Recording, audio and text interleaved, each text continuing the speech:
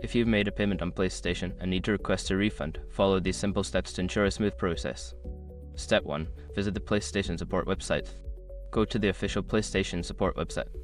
This is where you will find the necessary resources and options to initiate your refund request. Step 2. Sign into your account.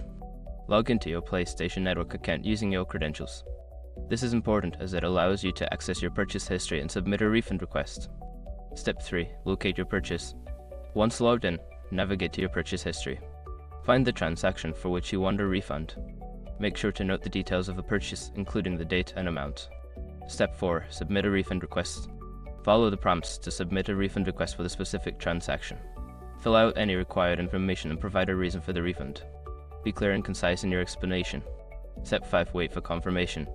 After submitting your request, you will receive a confirmation email.